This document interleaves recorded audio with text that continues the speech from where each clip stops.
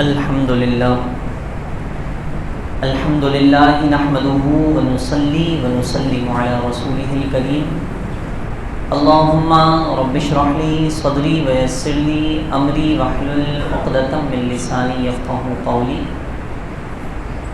اما بعد فاعوذ بالله من الشيطان الرجيم بسم الله الرحمن الرحيم فاسألوا اهل الذکر ان کنتم لا تعلمون آمنت باللہ صدق اللہ مولانا العظیم وصدق رسولہ النبی الکریم الامین ونحن علی ذالک لمن الشاہدین والشاکرین والحمد للہ رب العالمین۔ تمام احباب بآواز بلند درود پاک کا نذرانہ پیش کیجیے۔ اللہم صلی علی سیدنا و مولانا محمد معدن الجود والکرم وعلی آلہ واصحابہ وبارک وسلم صلاۃ و سلام علیک یا سیدی یا رسول اللہ صلی اللہ علیہ وسلم۔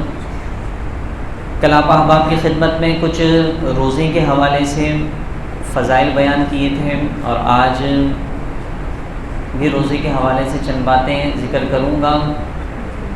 میں کچھ مزید گفتگو کرنے سے پہلے یہ آپ احباب کی خدمت میں ایک مرتبہ پھر ذکر کرنا چاہتا ہوں کہ دیکھیں، علم کی نشست جو ہے نا، یہ تمام نشستوں سے سب سے افضل اور اعلیٰ ہوا کرتی ہے، اور علم والوں کی فضیلت بیان کی گئی ہے رب تبارک و تعالی نے علم کی وجہ سے۔ اور علم حاصل کرنے سے فائدہ سب سے بڑا یہ ہوتا ہے کہ بندہ جو عبادات کر رہا ہوتا ہے نا، تو وہ عبادت اس کی ضائع نہیں ہوتی، بلکہ اس کی عبادت رب کی بارگاہ میں علم کی وجہ سے اعلیٰ درجے میں پہنچتی ہے۔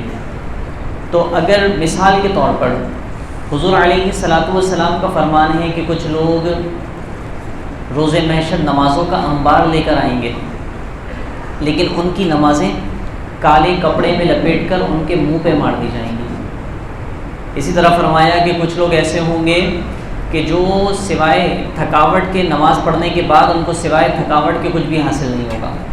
تو وجہ کیا ہوگی اس کی؟ وجہ یہی ہوگی کہ وہ نماز کے مسائل، عبادات کے مسائل سمجھے بغیر، مسائل سیکھے بغیر وہ عبادت و ریاضت کر رہے ہوں گے۔ وہ اپنے ذوق میں یہ سمجھ رہے ہوں گے کہ جناب ہم تو بڑے زبردست قسم کے عابد و زاہد بن گئے ہیں، لیکن علم نہ ہونے کی وجہ سے، غلط عبادات اور عبادات میں غلطیاں کرنے کی وجہ سے ان کی عبادتیں ضائع ہو رہی ہوں گی۔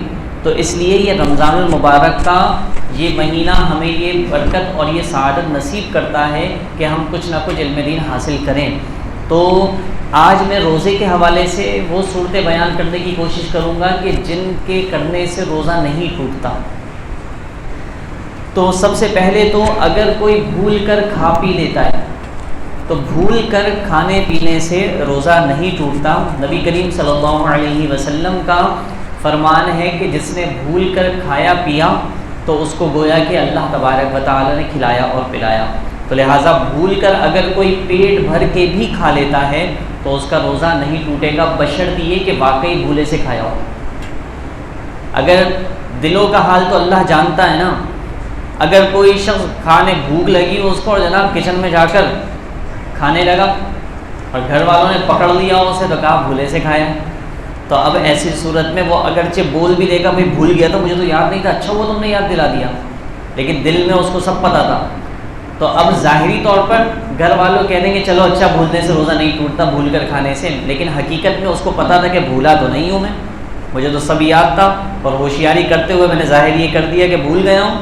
تو اب ایسی صورت میں روزہ اس کا ٹوٹ جائے گا، کیونکہ آپ کے دل کی کیفیت آپ خود سب سے زیادہ جانتے ہیں، اور اللہ تبارک و تعالیٰ آپ کے دلوں کا حال جانتے ہوئے روزہ ٹوٹنے کا، پھر رب کی بارگاہ میں روزہ ٹوٹنے کا ہی حکم لگے گا۔ تو ویسے اگر کوئی بھول کے کھا لیتا ہے تو اس سے روزہ نہیں ٹوٹے گا۔ ہاں علماء نے مسئلہ یہ لکھا ہے کہ اگر آپ کسی کو روزے کی حالت میں کھاتے ہوئے دیکھتے ہیں اور آپ کو اس بات کا یقین ہے کہ یہ بھولے سے ہی کھا رہا ہے، تو اب ایسی صورت میں دو صورتیں ہیں۔ جو کھا رہا ہے آپ دیکھ لیں کہ یار یہ کمزور اور نکاہت اور ضعیفی اس کے اندر موجود ہے، مطلب کمزور ہے بہت زیادہ، تو اس کو کھانے دیں۔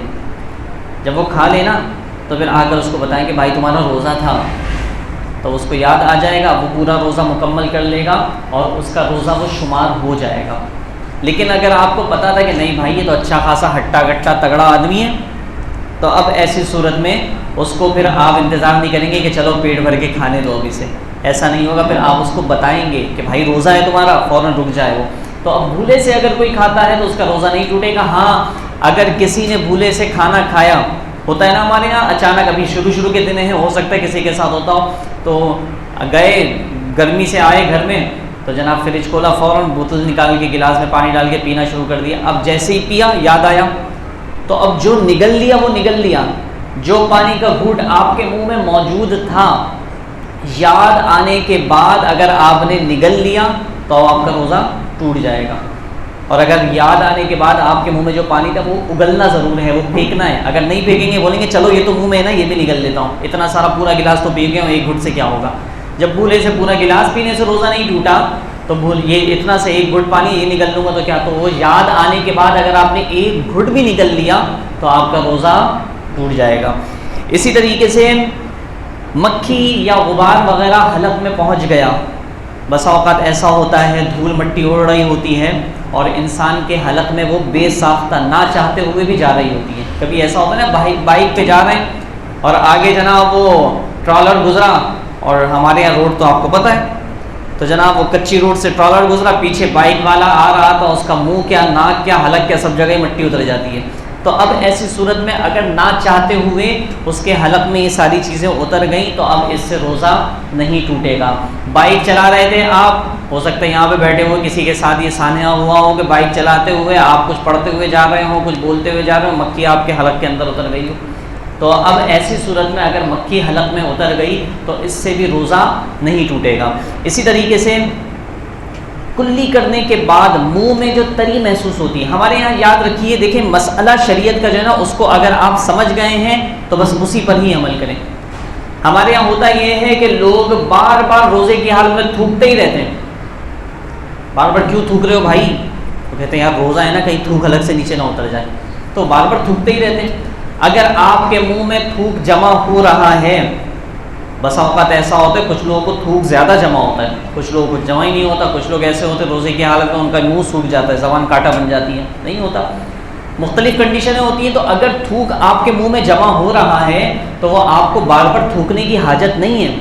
ہاں علماء نے یہ ضرور مکروہ لکھا ہے کہ کوئی شخص منہ میں تھوک جمع کرے اور منہ میں تھوک جمع کرنے کے بعد پھر وہ اپنے حلق کو تر کرنے کے لیے پھر وہ نکلے. تو ایسی صورت میں یہ اس سے بھی اگرچہ روزہ ٹوٹے گا نہیں، لیکن یہ عمل شریعت کو پسند نہیں ہے. تو اگر آپ کے منہ میں تھوک آ رہا ہے اور بار بار تھوکنے کی حاجت نہیں ہے، اس سے روزہ آپ کا نہیں ٹوٹے گا اگر وہ آپ اس کو نگل بھی لیں گے. اسی طرح کلی کی آپ نے روزے کی حالت میں، اب کچھ لوگ اتنے نفسیاتی ہوتے کلی کی تو منہ میں کلی کا پانی، منہ کا پانی پھینکنے کے باوجود بھی منہ میں کچھ تری تو رہتی ہے نا، اسے بھی تھوکتے رہیں گے اسے. تو بھائی اب جو منہ میں آپ کے تری رہ گئی ہے نا کلی کرنے کے بعد تو وہ معاف ہے. وہ اگر آپ کے حلق میں ہی آدھا قطرہ ایک قطرہ اگر اتر بھی رہا ہے تو اس سے کوئی فرق نہیں پڑتا. آپ نے نارملی کلی کرنے کے بعد پانی منہ سے نکال دیا، دیٹ سیٹ، بات ختم ہو گئی، آپ کا روزہ نہیں ٹوٹے گا. اسی طریقے سے بات کرنے سے ہونٹوں پر بسا اوقات کچھ بہت زیادہ لوگ بولتے ہیں تو ان کے ہونٹوں پر تھوک آ جاتا ہے، ہونٹ تر ہو جاتے ہیں. تو اب اگر یہ تر ہو گئے ہیں تو اس سے بھی منہ ہونٹ پر زبان پھیرنے سے روزہ نہیں ٹوٹے گا. اسی طرح دھواں حلق میں اگر جاتا ہے تو اس سے بھی روزہ نہیں ٹوٹے گا. ہاں جیسے ہمارے یہاں ہوتا ہے اگربتی جل رہی ہے، گھر میں اگربتی کسی نے لگا دی، 10 12 15 اگربتی لگا دی اور دھواں ہی دھواں ہو گیا، اب خود بخود حلق میں اتر رہا ہے تو اس سے روزہ نہیں ٹوٹے گا. ہاں اگر کسی نے اگربتی لی اور لینے کے بعد سونگنے کے بعد وہ اس کے حلق میں اتر گیا تو اب ایسی صورت میں علماء نے روزہ ٹوٹنے کا حکم دیا ہے. اسی طرح یہ مسئلہ بھی یاد رکھیے، ہمارے یہاں کثیر تعداد میں یہ سوال کیا جاتا ہے کہ بھائی اگر روزے کی حالت میں احتلام ہو جائے، غسل فرض ہو جائے، روزے کی حالت میں احتلام کی صورت میں غسل فرض ہو تو کیا اس سے روزہ ٹوٹے گا؟ تو روزہ نہیں ٹوٹے گا. اس سے احتلام ہونے کی صورت میں روزہ نہیں ٹوٹے گا. ہاں غسل فرض ہو جائے گا. اب یہ غسل فرض ہو جائے گا، اس میں بھی مسئلہ سمجھ لیجئے، کیونکہ یہ ہم مسئلہ اکثر ایک عرصے سے بیان کر رہے ہیں کہ غسل فرض ہو گیا، آپ ظہر کے بعد اٹھے دیکھا تو احتلام ہو گیا، اب آپ کو غسل کرنا ہے. یا ظہر سے پہلے اٹھے ظہر کی نماز پڑھنے کے لیے، اس سے پہلے دیکھا تو احتلام، غسل فرض، تو اب کیا کیا جائے؟ تو اب آپ غسل کریں گے. غسل کریں گے، اور غسل میں 3 فرض ہیں. کتنے فرض ہیں؟ 3 فرض ہیں. نمبر 1 کلی کرنا، نمبر 2 ناک میں پانی چڑھانا، اور نمبر 3 سر کے بال سے لے کر پاؤں کے ناخن تک پورے جسم پر اس طرح پانی بہانا کہ ایک بال برابر حصہ بھی خشک نہ رہے. یہ 3 فرض ہیں. کلی کرنا فرض ہے، غرغرہ کرنا یہ فرض نہیں ہے، سنت ہے. ناک میں پانی چڑھانا فرض ہے، لیکن ناک کی نرم ہڈی تک پانی پہنچانا، جو ہم کھینچتے ہیں نا پانی، تو یہ سنت ہے کہ اچھی طرح پانی پہنچ جائے. لیکن یہ سنت کب ہے؟ جب آپ کا روزہ نہ ہو. جب روزہ ہے تو غرغرہ کرنے کی ضرورت نہیں ہے، تو روزہ ہے تو ناک میں پانی کھینچنے کی، مبالغہ آرائی کرنے کی ضرورت نہیں ہے. بس آپ نارملی کلی کریں، منہ میں اچھی طرح پانی گھما کر پھینک دیں، ناک میں پانی ڈالیں، اور پھر بات فرض ادا ہو گیا، پھر پورے جسم پر پانی بہا لیں گے، آپ پاک ہو گئے. لیکن ہمارے یہاں بعض لوگ سمجھتے ہیں کہ جناب میرا روزے کی حالت میں غسل فرض ہوا تھا، میں نے اس طرح غسل کیا، تو اب افطار کرنے کے بعد مغرب کی نماز پڑھنے سے پہلے وہ خاص طور پر پہلے کلی اور ناک میں پانی ڈالتے ہیں. کلی کرتے ہیں، ناک میں پانی ڈالتے ہیں. پوچھتے ہیں کیوں؟ کہا یار وہ پاک نہیں ہوا تھا نا روزے کی حالت میں، تو میں نے ایسے ہی کلی کر لی تھی، ایسے ہی پانی ڈال لیا تھا، تو اب اس لیے کلی کر رہا ہوں، پانی ڈال رہا ہوں، کیونکہ روزے کی حالت میں نہیں کر سکتا تھا. اچھا، اگر آپ نے روزے کی حالت میں صحیح طور پر کلی نہیں کی اور آپ پاک نہیں ہوئے، تو پھر آپ نے ظہر کیسے پڑھ لی، آپ نے عصر کیسے پڑھ لی؟ تو لہٰذا ایسا نہیں ہے کہ آپ کو مغرب پڑھنے سے پہلے افطار کرنے کے بعد آپ کو کلی کرنا، ناک میں پانی ڈالنا ضروری ہے. وہ جو آپ نے روزے کی حالت میں جس طرح غسل کیا ہے نا، آپ کا غسل ہو گیا، فرض ادا ہو گئے، آپ پاک ہو گئے ہیں. اب جتنا چاہیں قرآن پڑھیں، جتنی چاہے عبادت کریں، کوئی مسئلہ نہیں ہے.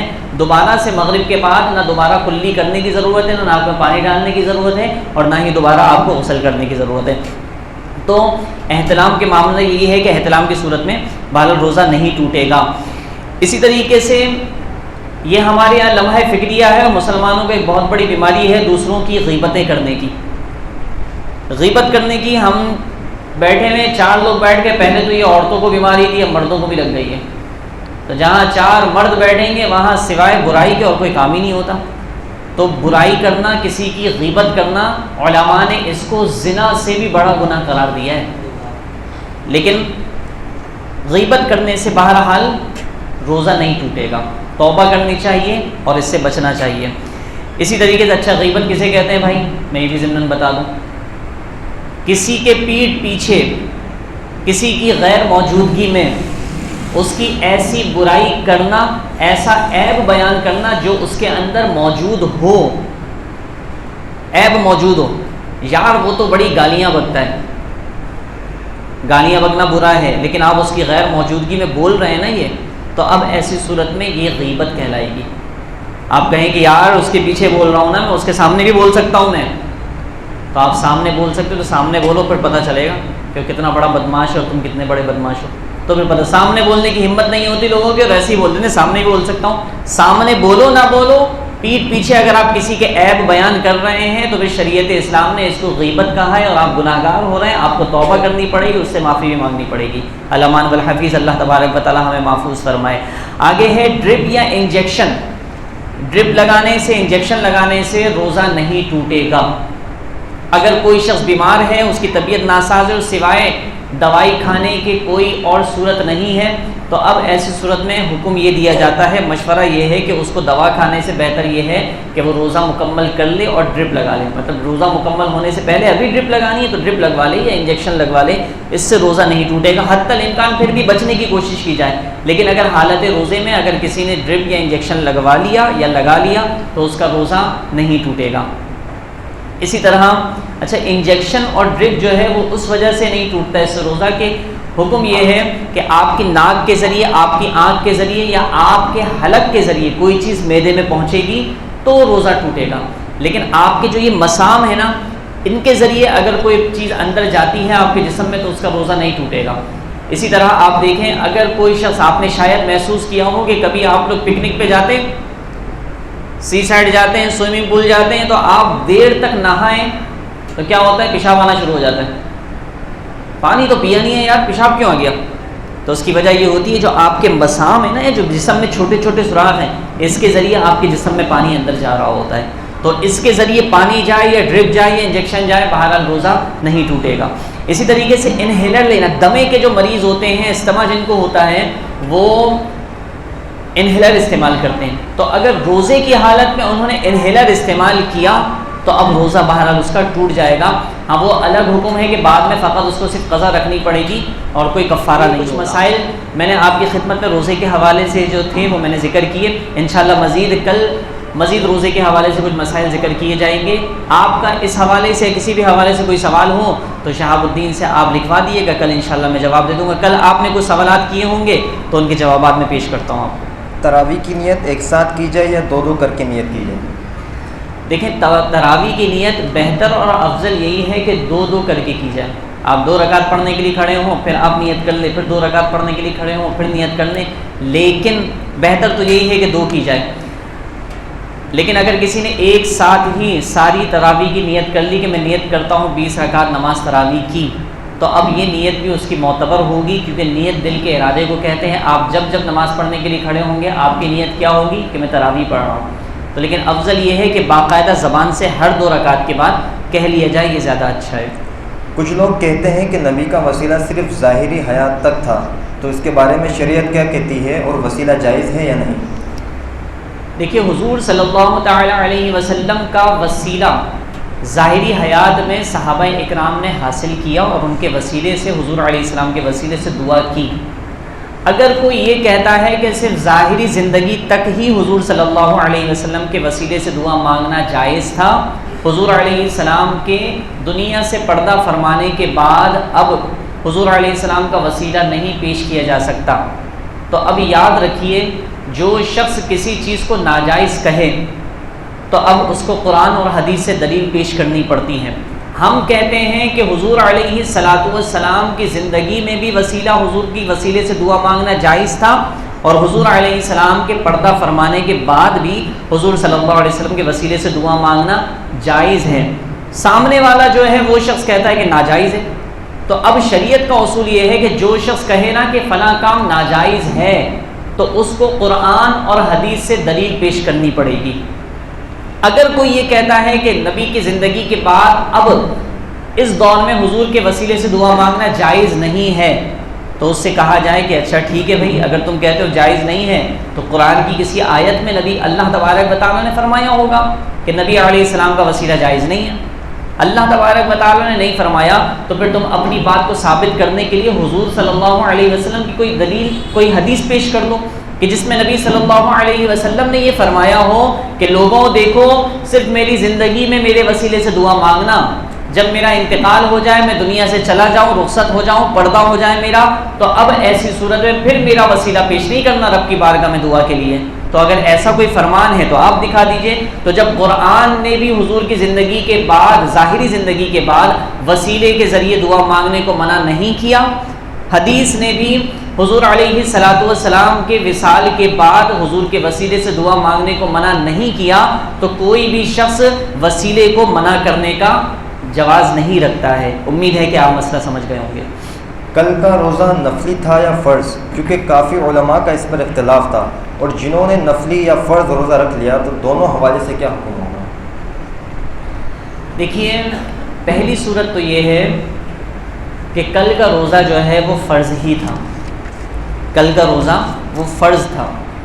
میں یہاں پر واضح طور پر اپنا موقف بیان کر رہا ہوں کہ کل کا روزہ فرض یوں تھا کہ دیکھیے اگر بالفرض رؤیت ہلال کمیٹی کی طرف سے فیصلہ اگر غلط بھی ہوا تو ریاست کی طرف سے جو فیصلہ ہونا اور جس کے بارے میں واضح طور پر، اگر مثال کے واضح طور پر کوئی ایسا ثبوت یا دلیل نہ ہو کہ ہم کہہ سکیں کہ بھئی یہ فیصلہ غلط ہے. مثال کے طور پر اگر ریاست یہ فیصلہ کرے نعوذ باللہ خدا نہ خواستہ کہ جناب شراب پینا جائز ہے، ریاست کی طرف سے فیصلہ ہو جائے کہ بھئی شراب جائز ہے یا شراب پیو، تو اب یہاں پر ہم ریاست کی بات مانیں گے؟ پوچھ رہا ہوں، نہیں مانیں گے. کیوں؟ کیونکہ شراب کی حرمت قرآن کی نص سے ثابت ہے. تو جس چیز کو قرآن و حدیث نے واضح طور پر منع کر دیا ہے نا، تو اب چاہے وہ کوئی بھی ہو، کوئی بھی جائز کہے، ہم اس کو جائز نہیں مانیں گے.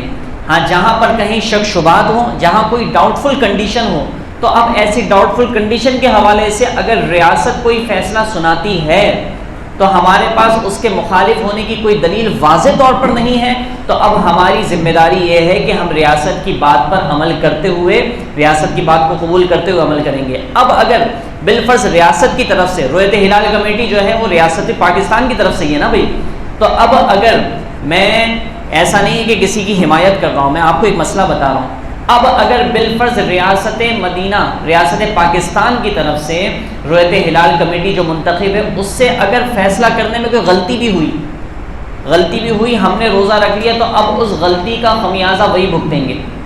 کل بروز محشر رب تبارک و تعالیٰ نے ہم سے پوچھا کہ بھائی تم نے چاند دیکھا نہیں اور چاند ہوا نہیں، اور یہ رؤیت ہلال کمیٹی نے فیصلہ غلط کر دیا اور تم نے جو ہے نا وہ روزہ رکھ لیا، تو اب کیا جواب ہے تمہارے پاس؟ تو ہم سارا عذر یہ پیش کریں گے کہ مولا یہ ہمارے چیئرمین تھے، اس کو ریاست پاکستان نے منتخب کیا تھا اور انہیں نے فیصلہ کیا، ہم ان کو فالو کرتے، لہٰذا ان کو فالو کرتے ہوئے ہم نے روزہ رکھ لیا، تو اب ہم بری الذمہ ہو جائیں گے انشاءاللہ۔ اگر غلط تھے تب بھی وہی انہی کے ساتھ زمرے گناہ آئے گا، اور اگر صحیح تھے تو انشاءاللہ اللہ تبارک و تعالیٰ ہمیں روزے کا ثواب عطا فرمائے گا۔ تو نفلی روزہ جن لوگوں نے رکھا تو ان کو چاہیے کہ وہ پھر بعد میں ایک روزے کی قضا کریں، اور اگر جن لوگوں نے فرض روزہ رکھ لیا تو ان کا فرض ادا ہو گیا۔ کچھ لوگ کہتے ہیں کہ اگر گھر میں کسی کا انتقال ہو جائے تو اس کے 40ویں سے پہلے گھر میں رنگ و روغن کروا لیں تاکہ ناپاکی دور ہو جائے، تو اس کی شرعی کیا حیثیت ہے؟ اس کی شرعی کوئی حیثیت نہیں ہے، یہ اب تو خیر بہت کم ہوتا ہے، پہلے ہمارے بچپن میں یہ سنا جاتا تھا کہ جناب وہ انتقال ہو گیا تو 40 سے پہلے گھر کو صاف ستھرا کر دو، رنگ روغن کر دو اور گھر کو دھو دو اچھی طرح، تاکہ ناپاکی، بھائی کون سی ناپاکی ہے جو مردہ پھیلا کر چلا گیا نعوذ باللہ، تو ایسی تو کوئی ناپاکی نہیں ہوتی نا، تو اب ایسا کوئی حکم نہیں ہے، یہ ہم نے اپنے طور پر خود ہی بنایا ہوا ہے۔ جس طرح ہمارے یہاں وہ فاتحہ ہوتی ہے تو فاتحہ میں کچھ چیزیں ہمارے یہاں لازم اور ملزوم کر لی جاتی ہیں، وہ جناب وہ برتن بھی ہوگا، 4 قسم کے 5 قسم کے برتن ہوں گے، پھل بھی 5 قسم کے، نہ 6 ہوں اور نہ ہی 4 ہوں، وہ 5 قسم کے پھل سامنے رکھے جائیں گے فاتحہ میں، وہ لوٹا بھی رکھا جائے گا، تو وہ پان بھی رکھا جائے گا، وہ نسوار بھی رکھی، گٹکا سب رکھا جاتا ہے وہ سامنے۔ تو ہم نے پوچھا، ایک جگہ حافظ صاحب ہمیں بتانے لگے کہ میں ایک جگہ فاتحہ میں گیا تو وہاں جو ہے وہ فاتحہ میں وہ نسوار بھی رکھی ہوئی تھی، تو پوچھا کہ بھئی یہ نسوار کیوں رکھی ہے؟ تو انہوں نے کہا کہ وہ ابا حضور بڑے شوق سے نسوار لگاتے تھے نا، تو اب اس وجہ سے نسوار رکھی ہے۔ تو وہ سمجھتے جناب یہاں سے فاتحہ سے اٹھے گا اور ڈائریکٹ وہ ابا کی قبر میں چلا جائے گا، تو بھائی ایسا نہیں ہوتا، اسی وجہ سے تو ہمارا مذاق اڑتا ہے۔ تو یہ ساری چیزیں مستحب ہیں، کوئی ضروری نہیں ہے کہ آپ نے قورمہ بنایا ہے تو قورمہ ہی جا کر پورا دیگ میں قبر میں اترے گا پوری دیگ، ایسا نہیں ہے، تو آپ کا ثواب پہنچے گا نا۔ تو لہٰذا ان چیزوں کو لازم اور ملزوم نہ سمجھا جائے۔ تیجا، وہ کسی کا تیجا اگر دوسرے دن ہو گیا یا 5ویں دن ہو گیا، کہتے ہیں تیجا تو تیسرے دن ہوتا ہے نا، یہ دوسرے دن کیسے کر دیا؟ اور بھائی تیجا تیسرے دن اس لیے ہوتا ہے کہ پہلے لوگوں کی عادت تھی کہ تیسرے دن جمع ہو کر فاتحہ کرتے تھے، یہ عادت اتنی پڑی کہ تیسرے دن جمع ہونے کی وجہ سے اس کا نام ہی تیجا پڑ گیا، سویم پڑ گیا۔ تو تیجا تیسرے دن کرنا کوئی ضروری تھوڑی ہے، آپ دوسرے دن 5ویں دن بھی اصال ثواب کر سکتے ہیں، اصال ثواب ہے نا، چاہے وہ آپ تیسرے دن کریں تو تیجا کہلائے گا، 5ویں دن کریں تو 5واں کہلائے گا، تو کوئی مسئلہ نہیں ہے، آپ جس دن چاہیں سارے ثواب کر سکتے ہیں۔ تو بہرحال اس کی کوئی شرعی حیثیت نہیں ہے کہ رنگ روغن 40 سے پہلے کروایا جائے، کوئی حکم نہیں ہے شرعی طور پر۔ روزے کی حالت میں الٹی ہو جانے کا کیا حکم؟ اچھا دیکھیں، الٹی ہو جانے سے ہمارے یہاں بہت سارے لوگوں کے یہ مشہور ہے کہ الٹی ہونے سے روزہ ٹوٹ گیا۔ الٹی ہونے میں یہ بغور سماعت فرما لیجئے، الٹی ہونے میں جب 3 قسم کی کنڈیشن پائی جائیں گی تو روزہ ٹوٹے گا۔ نمبر 1 الٹی جان بوجھ کر کی، نمبر 2 الٹی منہ بھر کے ہوئی، نمبر 3 الٹی کرنے والے کو اپنا روزہ دار ہونا یاد بھی ہو، جان بوجھ کر الٹی کی، کسی نے سحری میں اتنا کھا لیا کہ جناب وہ یہاں تک آ گیا، اب اس کو پریشانی ہو رہی ہے، اس نے سوچا تو یاد ہے کہ افطار تک آرام سے میرا جو ہے نا سارا یہ پورا کوٹا جو ہے نا پورا ہو جائے گا، تو یہاں تک کھا لیا اس نے بھر کے، اب اس کے بعد 1 گھنٹے کے بعد آدھے گھنٹے کے بعد اس کی طبیعت ایسی کی تیسی ہونے لگی، ظاہر سی بات ہے یہاں تک تم بھر کے کھاؤ گے تو کہاں سے سانس لو گے۔ اب وہ جب ایسا ہو گیا تو اس نے منہ میں انگلی ڈالی اور الٹنے کی کوشش کی، اب اس نے روزے کی حالت میں منہ میں انگلی ڈالی، جان بوجھ کے اس نے الٹی کرنے کی کوشش کی، اب الٹی منہ بھر کے ہو گئی، آؤٹ آف کنٹرول منہ بھر کے الٹی ہو گئی، روکنے کی کوشش کر رہا تھا نہیں ہوئی، اور اس کو اپنا روزہ دار ہونا یاد بھی تھا، تو اب جب یہ تینوں چیزیں الٹی میں پائی جائیں گی تو اب روزہ ٹوٹے گا. لیکن عمومی طور پر ایسا نہیں ہوتا. کسی کی طبیعت خراب تھی، بخار ہوا، سر میں درد ہوا، چکر آنا شروع ہوئے، بے ساختہ الٹی ہو گئی، تو اب اس نے جان بوجھ کے الٹی نہیں کی، منہ بھر کے الٹی ہوئی لیکن جان بوجھ کے نہیں کی. اس کو روزہ دار ہونا یاد بھی تھا لیکن جان بوجھ کے نہیں کی، تو اس لیے اب الٹی ہونے سے روزہ نہیں ٹوٹے گا. تو اس بات کو ایک مرتبہ اور سمجھ لیجئے. یہ تین چیزیں، روزہ دار ہونا یاد بھی ہو، الٹی جان بوجھ کے کی ہو، اور الٹی منہ بھر کے ہو، تو اب ایسی الٹی سے روزہ ٹوٹے گا، ورنہ نہیں ٹوٹے گا. ٹھیک ہے. اللہ تبارک و تعالیٰ سے دعا ہے کہ ہم نے جو کچھ سنا، سیکھا، سمجھا، اس کو یاد رکھ کر عمل پیرا ہو کر دوسروں تک پہنچانے کی توفیق نصیب فرمائے. آپ تمامی احباب سے ایک مرتبہ پھر میں گزارش کروں گا کہ یہ 15 سے 20 منٹ کی ہماری نشست ہوتی ہے، خود بھی شرکت کریں، دوسروں کو بھی شرکت کی دعوت دینے کی کوشش کریں. اللہ تبارک و تعالیٰ ہم سب کو دین کی خدمت کرنے کی توفیق عطا فرمائے. آمین بجاہ النبی الامین. وآخر دعوانا ان الحمد للہ رب العالمین.